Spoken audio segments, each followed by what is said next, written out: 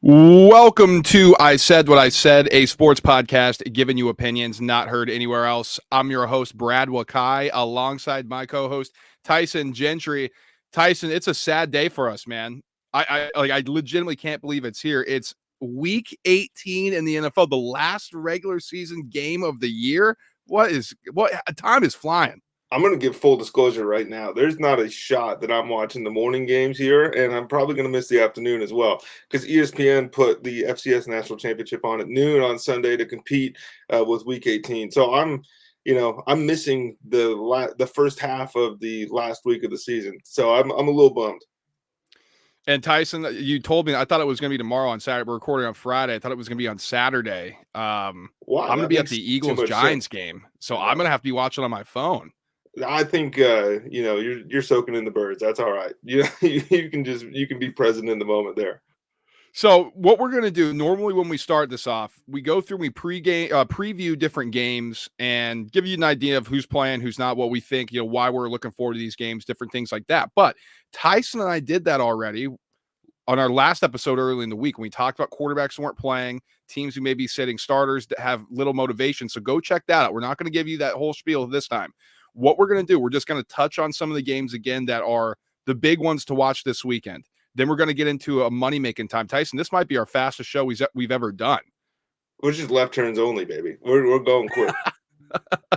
So we got to start on Saturday, man. So Saturday night, it's Texans Colts. Winners in, you lose, you're out. That's basically how it's coming down to this thing. Colts are at home. Texans are healthy again. Will Anderson Jr. missed a few games. CJ Stroud missed a few games with a concussion. He came back against the Titans, and the offense was rolling once again. I still have concerns about the Colts defense. That's my major issue here when I'm talking about the Indianapolis Colts and just the lack of trust I have in them. So I think this is going to be a fun game. I'm looking forward to this one on prime time. Yeah, this is a perfect appetizer, so to speak, for Sunday because this is going to be fun.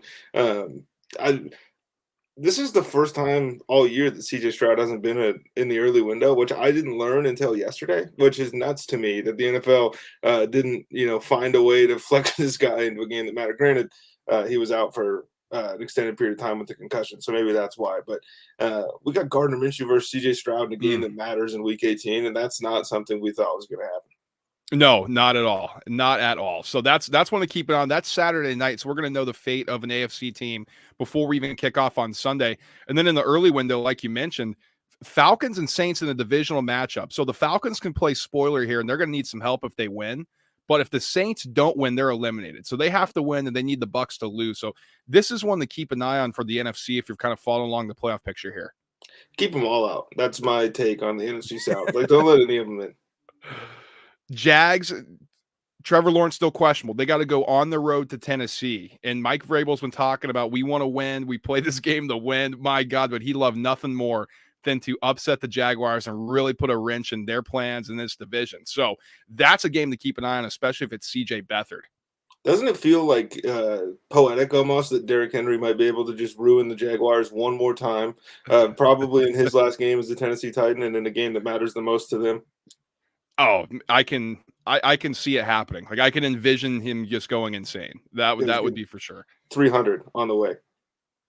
Bucks going to the Panthers. Now, not a big game on the surface, but we mentioned this. We talked about the Bucks pretty heavily last week. They win, they're in. And for Carolina, it's like, can you get any sort of positive momentum going into the offseason here? Because it's going to be a long 4 months for them from here until the NFL draft. Because all we're going to hear about is you could have had Caleb Williams. Yeah, it's gonna be a tough one for them. Hopefully, David Tepper can stay under control. We'll see. As long as he's not drinking soda around anybody or hopping on planes. Now, Packers are hosting the Bears. Now, this is an interesting one. I got an angle on this during Money Making Time. So, Packers win, they're in. Bears are trying to build off their momentum because they got a lot going on right now, and they would love to play spoiler against the Green Bay Packers, similar to what the Lions did last year. So, I think this is an awesome game. It kicks off our late window as well. And this is like one where the Bears obviously have been eliminated from playoff contention, but there's coaches coaching for their jobs, players playing for their jobs. Obviously, the big one, Justin Fields, but there's a bunch of other dudes on the roster that are like, hey, you should keep me around. Like, we see all this cap space. We know what it is. Cowboys, we'll mention this because they play the Commanders. They're 13.5-point favorites, so they should win that game. But if they lose, it opens up the door for the Eagles to win the division if they beat the Giants. So Dallas Cowboys win, Eagles win, Cowboys win the division. It seems like that's the foregone conclusion here. Do you love the fact that Ron Rivera and Eric Bieniemy kind of ruined any and all Sam Howell trade value towards the end of the season here, just to wrap it up? Oof. It just is a little parting gift from Ron Rivera to, what's his name, Josh, whatever, Josh, Williams, maybe? oh man, Josh Harris, new Josh owner. Harris, Yeah. yes. These guys, man, they when they're getting canned, they burn things on the way out. We saw Lovie Smith last year. Now it worked out for them, but man, when they're ready to go on the way out, they burn the place to the ground. Other than that, we mentioned the Eagles. I mean, Broncos, Raiders, nothing. Chiefs, Chargers, nothing. The big one, Tyson, we got to close with here before we get into our picks. The Bills and the Dolphins on Sunday Night Football. Now you tease it with an appetizer of the first on Saturday, the night game. This is the big one because whoever wins this game wins the division. Whoever wins this game is going to be the second or third seed in the AFC.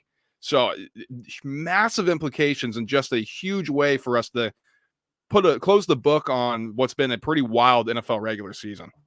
Yeah, and with the 2 seed on the line, it's pretty crazy that these two teams are almost going in opposite directions to end the season. Like the Bills are on that crazy bounce back since their overtime loss to Philly, and it was like Barry Sean McDermott and this team sucks and Josh Allen's the worst. And then they've just been like, yeah, we don't even need to throw the ball to Stephon Diggs. Like we've cracked. Oh, you're supposed to run the ball late in the season. That's crazy. But they're rolling, and then Miami on the flip side obviously gets absolutely housed last week by the Ravens, and injuries galore on that team at the moment, which is super frustrating if you're a Dolphins fan. Obviously, Bradley Chubb just tore his ACL too right before the playoffs. But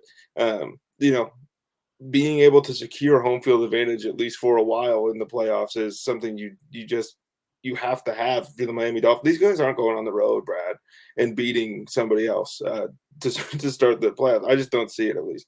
Yeah, they need this win. That is for sure. They need the host. They need to be comfortable in their own homes. I completely agree with that. So that's going to do it for our Week 18 preview. Again, you got to find motivation spots, things like that, and that's going to tie into our money making time, Tyson. Now, unfortunately, because of my travel schedule, I was off last week, so we weren't able to do anything Week 17. But we don't hide from anything. We don't hide. We got to get into our recap here. I'll start. I went 3-3 in Week 16. My play of the week was the Cleveland Browns -2.5. That hit. Giants plus 13.5. That was looking scary for a moment. Got home. Ravens obviously dominated. Cowboys and Dolphins didn't get there. Look, a couple Christmas parlays or specials that I really thought I hit. Each team one rushing, one and passing touchdown really hurt. Thank you, Vegas. Oh my gosh, dude. I couldn't believe that, dude. Like we were watching it and they were dominating on the ground the whole game. And we were talking about, you're like, I hit that, right? I'm like, I don't think White got in. White got in the end zone like the whole time. Oh my God. I know that one was tough. So when we tallied that was a tough one. And then, Purdy, Mahomes, and Hurts, they just picked some of the worst games they could play on Christmas. So that didn't get home for Tyson. So down only 0.3 units as he goes 3-3. I went 4-3. We had the same play of the week. Browns -2.5. That got home. Steelers money line at +124. That really helped out. We were both on the Ravens +5.5. That was a no sweater. I mean, you want to talk about an insane game. How about Commanders +3? That was dead at halftime. Jacoby Brissett. I mean, I'm forever grateful to what this guy did for me. Unbelievable comeback to get it right towards the number where even if the Jets kick a game-winning field goal, which they did, I win instead of pushing. It was just beautiful. And then Diggs over 69.5 receiving yards. I thought this was a comeback type of game, a get right spot. They just don't throw him the ball anymore, and it's been working. So maybe that's a telling sign there for Buffalo. And then Tyson, one of us was going to win because I had Eagles 13.5. He had Giants. He was on the right side there. And then Colts Falcons. Unbelievable that this didn't get over. 6 field goals from Younghoe Koo. What a complete disgrace. And we still almost had an opportunity to get that over. So frustrating one there for me, but still up 0.94 units. We were up 0.91 on the week. Now, Tyson, that brings us to me being down 1.31 on the year. You down 4.59. So as a podcast, we are down 5.63. All things considered, the way we had a couple bad weeks, it could be worse. But if we didn't have those bad weeks, man, we would have been rolling because we had the bad weeks at the same time. That was the unfortunate thing. We did, but always next year, I suppose. And I feel like, we have to at least bet the Falcons out of respect at this point to end the year because we've lost. Then we've missed a couple weeks. So out of those 16 weeks that we picked, we probably missed two or three. So we've lost creatively on the Atlanta Falcons about 13 times. Let's get into our picks. Final time we can bet on the regular season NFL at the games, Tyson. I can't believe it. We're going to have to send them off with a winner. So I have 7 plays. You got 7 as well? Yes. Okay, so I'll just jump in then because I have Raiders, Chargers, and money line plus 152 to start it off. So we're going to look for motivational spots here. That's one thing. But the books know who's going to be motivated. Like you're not pulling anything over on them. Like they know who's coming to play, who's sitting, things like that. So everything's factored into the line. But when I look at this here, Raiders, like you mentioned, have something to play for. Antonio Pierce wants this job. Devontae Adams came out and fully backed him to get this job. I think the Raiders are going to play hard. And Josh Jacobs is out. Was Zamir White in there? This running game hasn't missed a beat. And then on the Chargers side, this one's scary. But again, I think there's guys playing for their jobs there in Los Angeles. And with certain guys sitting out for Kansas City, there's only so much depth that you can have in the National Football League. I think over the course of time, even with the backup quarterback, Easton Stick, playing Chad Henne, who's been in that system, I think the Chargers might be able to sneak one by here. We had to wait a long time for Zeus White, but he's exactly as good as we were led to believe. We kind of alluded to this a little bit here, Brad, but Derrick Henry anytime touchdown score at plus 115 in the Jaguars Tennessee Titans game. This is just like it's going to be. This is my feet will be up. I don't have any doubts about this one. I probably should have saved it for play of the week. To be honest, he's getting in the end zone. There's no question about it. This is probably the last time. I think at least that he's going to be putting on a Titans jersey. This is a team that he always kills in a game that Vrabel's going to have these guys ready to roll for. My only concern here would be that the Titans somehow don't cross the 50. This offense sucks. I know, dude. I was thinking that same thing because I was looking at some props. I'm like, there's all these like people when they knew the incentives and all that good stuff. Like they had some soft spots. Now the books are all caught up to it. So it just is like, I don't know if I want to dip myself into that, but I think you're right with Henry. That's a good angle because if they get close, it's not like the Jags have been particularly proficient on the ground or prolific on the ground defending that. So a little Derrick Henry love for you here to get us out. Texans money lines, my next play at minus 116. I in a coin flip game, give me the better quarterback. I'm going to take CJ Stroud. Better defense, I believe, as well on the Texans side. That for me gives me the advantage. Yes, the Colts offense has been great. I think they're going to be able to put up points, but I think the Texans are going to be able to get some stops that the Colts won't be able to get. So give me Texans money line, and for them in the first year of new head coach and quarterback, get into the playoffs. And I'm a little different, but somewhat similar to end what you said. I'm going with the Vegas Raiders -3. Not quite a first-year coach. I mean, we can count it as a first-year coach, and you can count Aiden O'Connell as a first-year quarterback. They're not going to the playoffs, but this does matter to them. And after the absolute clown show that has overtaken Denver once again here to end the season, I don't know where those guys' heads are going to be at. Like, you can't convince me, honestly, that they're going to come out fired up for Jarrett Stidham, like after everything that has just come out. It's going to get rough again in Denver this offseason. I wish I could have multiple play of the weeks, Tyson, because I love the Bucks in this spot. 4.5. What are we doing here? This feels like such an overreaction to what we saw last week. The Saints have a better defense than the Panthers. Where are the Panthers at? They're not playing for anything. They're not even playing. I don't know if they're playing for jobs or what, man. To me, this is a smash spot for the Bucks. Maybe I'm just falling into this. This feels low. I couldn't believe when I saw 4.5. I thought it should have been at least a touchdown. They're going to be able to run the ball on them. They're going to be able to throw the ball on them. I think the Bucks blow them out. Well, if you're falling in the trap, so am I, because I'm on the Bucks -4.5 as well. Pretty much the exact same reasons you said. Plus, like, if the Panthers are fired up and they really, really want to come out and win this game, that line's 4.5. Like, so I feel okay about it anyway. Yeah, I just was surprised when I saw it, man. I was like, really? Feels like a little bit of an overreaction. Maybe I'm overreacting to some history here because both these teams are just atrocious, Tyson. But I think in a farewell game here, potentially for Bill Belichick, You're insane. I'm going to take the Patriots -1.5 against a team that he absolutely despises in the New York Jets. And we talked about it a little bit. These coaches, they know they're getting canned. They're not doing what's right for the franchise. Like the Patriots should lose this game and get a better draft capital. You think Belichick gives a rat's ass about that? He's like, oh, you're canning me, the best He's coach trading of the all pick with time. him. Yeah, he's like, screw you guys. I'm winning this football game. So give me Patriots -1.5 at home to beat the New York Jets like they always do. I don't have a problem with the side. It's just the grossness that you continue to fill these people's ears with. The problem. My next one, Brad. This is totally going to bite me in the butt. This is something I've played every week, essentially throughout the season. The under in the Falcons and Saints game is 42.5. I've said multiple times that I'm comfortable with anything under 40 when it comes to New Orleans Saints offense, and I don't think Taylor Heineke, Desmond Ritter, Uncle Rico, whoever's playing quarterback for the Falcons this week, it doesn't matter. Oh my god. Uncle Rico, baby. How about that? Okay, let me get this up here. I'm slow. I got to get my mic stand fixed again so I can get the full hands going here. Okay. You got Saints Falcons under 42.5. Man, Yeah, in some the of these dome that I too. have are going to be too long for you to type out. I'm going to put it out there right now. I don't know if you're going to get to it.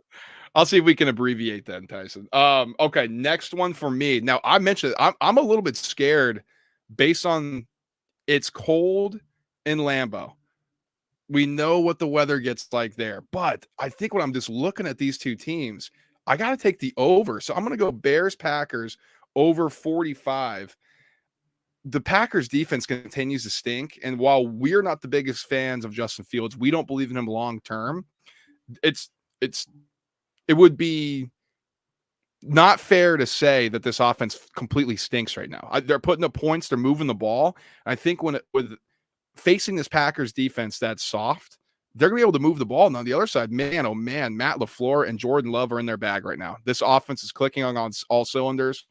I'm concerned a little bit about Aaron Jones and AJ Dillon being banged up. AJ Dillon's missing this game, so I think that may turn them to one dimensional, which could hurt. But with Aaron Jones back, the offense looked much better. He gives them something on the ground. So I think we're going to see points in this one. So I was making fun of you about your Patriots Jets play here, but I don't know what you're going to feel about this one. We're on the same side, kind of. I have the New York Jets as the lowest scoring team on Sunday at plus 850. If these rumors of snow and all that stuff are true, then I really like it. I probably liked it before that. The Browns right now are sitting at plus 800. I can just like, doesn't it just kind of feel like the Jets might not score a point here to end the season? Like, Oh my if God. you if Yeah. you if you disagree with Brad and I, then go put the Patriots in at 1100 because I think one of these two teams is probably the lowest scoring team of the weekend. That's interesting. I like that. Plus 800 there. I may have to dive into those. See, Tyson, we got away from a little bit of our I bread did. and butter this year, It's but gross. I'm I liking this did at the it. end of the year. Let's see if we can get something. I know. I need to remember to do it at the beginning of the year. Part of the issue, if you're listening, is because the sports book that I have to use out here in Montana is so bad that I have to go specials hunting because the odds are far different than they are at pretty much everywhere else. So I try my best to play the same numbers from MT Sportsbet as are on FanDuel, but sometimes. We have specials out here too. I'm getting this at plus 650 here in Montana. If that makes you feel any better. Well, $2 line difference. There you go. uh, Lions team total over 12.5 in the first half. I'm sorry. Let me amend that here. So the reason why I'm doing this is I think the Lions, they're going to be a little bit of scoreboard watching themselves based on what's going on in the Cowboys game. Because if the Cowboys lose, then the Lions, if they win this game, they're going to be the number 2 seed. But if the Cowboys win, then the Lions are locked into the 3 seed. So I think they're going to come out hot in the first half. Make sure they get this win. If we have to start sitting our starters, at least we can secure something here. I just think they're going to come out hot. They're going to be ready to go. They're playing a Vikings defense at home that got cooked last week against the Packers through the air. That's what the Lions do themselves. So give me the team total over 12.5 in the first half. My next one, the second to last play of the year here for me, the Rams and 49ers under 41.5 is sitting at minus 120. We've already got the report, right? Matt Stafford's not supposed to play. They're just going to lock themselves into whatever wild card seed they want, which, by the way, I love that attitude. It's like, we'll play whoever. It doesn't matter to us. And then San Francisco on the flip side, they're locked. Like, they're the one. So to me, this is this might turn into a preseason game. Sam Darnold versus Carson Wentz in Week 18. You want to talk about something we didn't think we were going to get either? And this one doesn't matter. So that would have made sense if you told me that before the season. That's a good point. That is a good point. Tyson, my play of the week. I'm going to be in attendance. I think this is the same play that I'm doing, or the same angle that I have on the Lions. I'm going to go Eagles first half, team total over 12.5. That's at minus 120. So, again, similar situation. Eagles going to be scoreboard watching. Like, if the Cowboys win, it doesn't matter for the Eagles. Like, they're going to be locked into the wild card, but they want to get off to a good start here. They want to ensure that if they do, in fact, have an opportunity to get the win the division and take this, they have to beat the Giants and they're going to come out hot. It's going to be bad weather here. But I don't think that matters necessarily. I still think they're going to be able to move the ball. We saw that at times what the Eagles were going to be able to do, especially in the first half. No, Devontae Smith does hurt. I think that actually opens up targets to other players that actually may help them in the future, Tyson. I mean, God, maybe I'm just being an idiot here, but holy smokes, we'll see. But I think they come out hot and heavy. Eagles team total in the first half over 12.5. You're getting 2 Britton Covey punt return touchdowns. You're going to like it. My play of the week here to end the season, this is one I kind of had to blink at. CJ Stroud over 1.5 passing touchdowns is sitting at plus 102 right now. I don't have any question, outside of health, that he's going to hit this number. You could play at 2.5 if you want. I think this is a aerial assault. I think Devin Singletary out of the backfield is going to be pretty awesome as well, but mostly in the passing game, right? Because I think that's one of the things that people have kind of not paid that much attention to. Like, we're seeing Devin Singletary play every week, and then you kind of have to remember, oh yeah, these guys have Dameon Pierce. He just doesn't play. He doesn't grind out the yards the way that you want. And sometimes, Devin Singletary is the kind of running back that you need for this offense, and they're going to feed him. So give me Stroud, whether it's dumping it to Nico Collins, whether it's hitting anybody out of the backfield, whatever it is, dude. This is, man, Puka almost took that award back from him, but he's about to make the playoffs and go crazy. Yeah, it got close. I mean, Puka, he just needs a few catches and a couple yards. And he's going to shatter the rookie receiving records. I know. Well, they should force. I mean, you don't want to get the guy hurt, but I'm pro force feed your players to let them hit these crazy numbers. Because, dude, who would have? We saw Puka Nacua play like a lot when he was in college, and not once did I think, yeah, that guy's going to be not only the best in the class, but like that guy's going to be top 10 immediately. But never. I know, dude. Insane. Well, I guess that's what happens when Jaron Hall is throwing you the football and you go to Matt Stafford. So we also lost a lot of money on BYU, so that could be true. That is true. Our opinion. All right, let's get out of here.